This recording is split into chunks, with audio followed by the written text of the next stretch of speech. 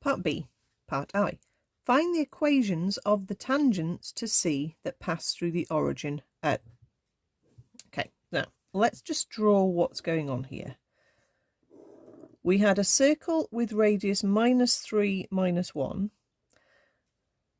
a radius of √5. √5 isn't very big, it's 2 and a bit. Okay, so we're not going to reach the x-axis, but we're definitely going to pass through the y-axis. We're not going to reach the y-axis, we're going to pass through the x-axis. So we're sort of that sort of size-ish. Okay, so the tangents that pass through the origin, we're going to have a tangent sort of about there, and looks like we'll have a tangent sort of about there.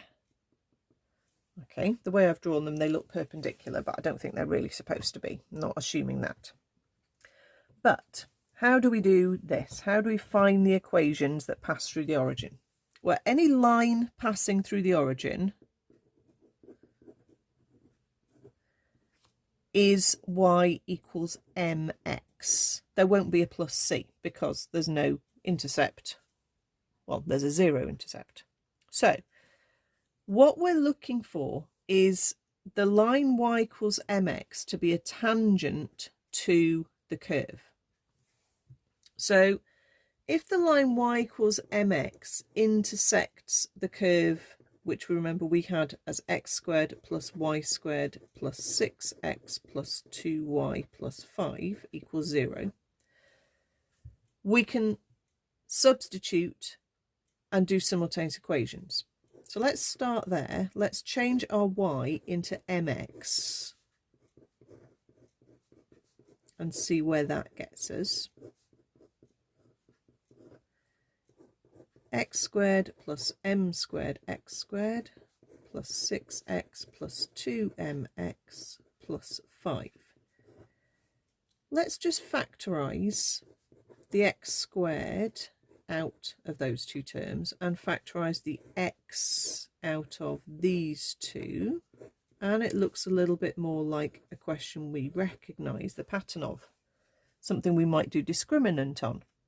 And actually that's definitely what we need to do, because if we want to y equals mx to be a tangent, if it's a tangent, there's only one solution, a repeated solution to the quadratic. So basically there's one solution, and that is b squared minus 4ac being equal to 0. So it's spotting that if a question is talking about intersecting things and they want one solution, or they mention the word tangent to the curve, okay, it might be that you need to do discriminant.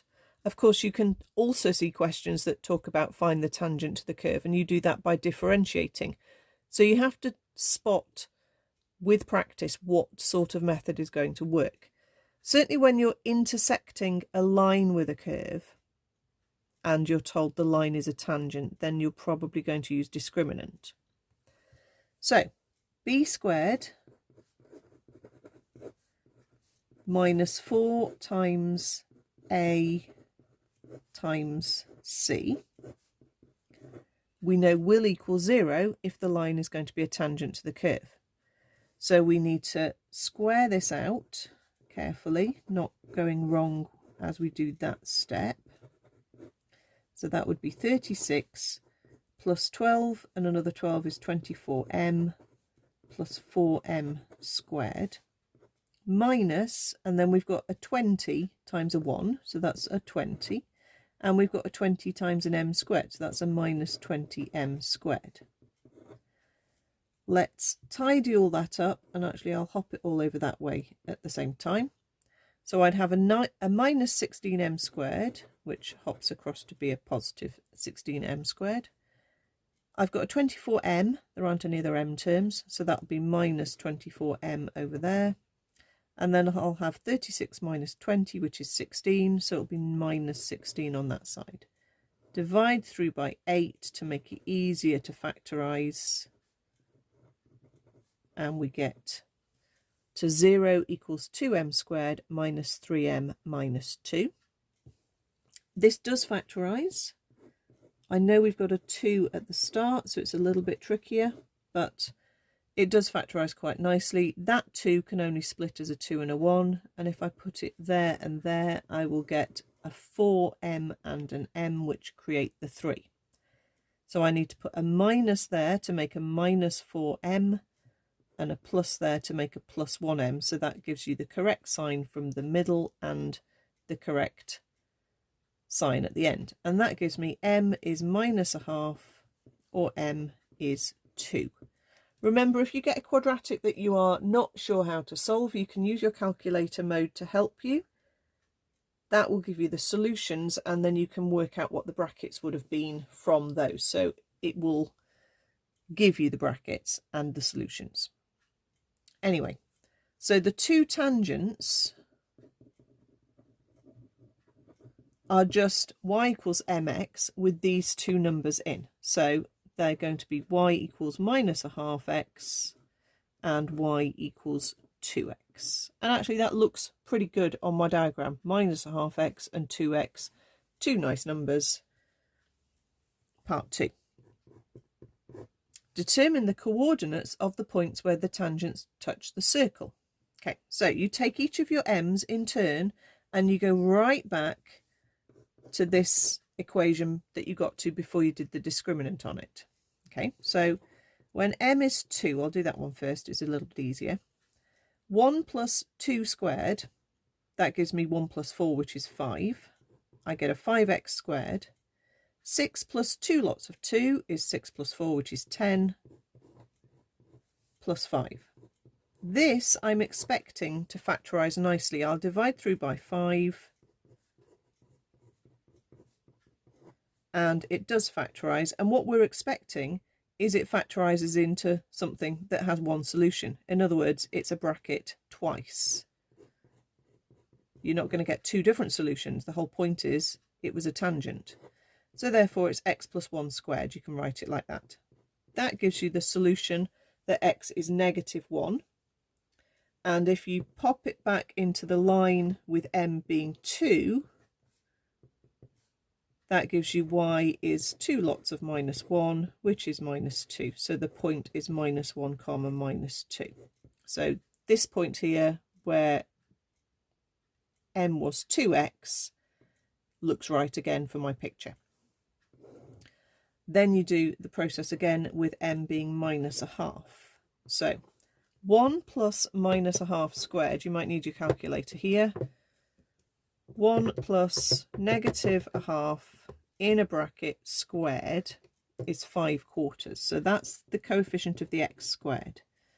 6 plus 2 lots of minus a half is 5.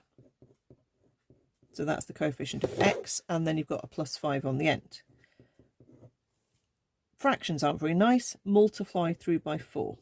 So you get 5x squared plus 20x plus 20. Divide through by 5. So you get x squared plus 4x plus 4. Okay, that should factorise. Same bracket twice, so it's x plus 2 all squared, or write it as x plus 2 times x plus 2. That gives you x is negative 2. Using y equals minus a half x as your line, sub in x is minus 2 to give you y equals positive 1. So therefore your coordinate is minus 2 comma 1. And again, that looks right for that point there.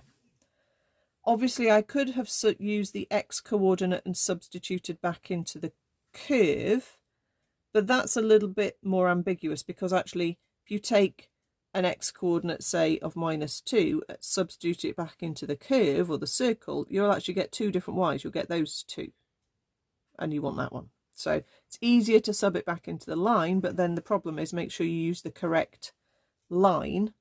Which line was it? Okay, so you can see I've used y equals 2x there, and I've used y equals minus a half x there. So there's quite a lot to think about in this question. It's a very awkward end to the paper. So a sketch was really the key to sort of seeing what's going on and spotting that if it's a straight line going through the origin, it's y equals mx. That's the key on that question.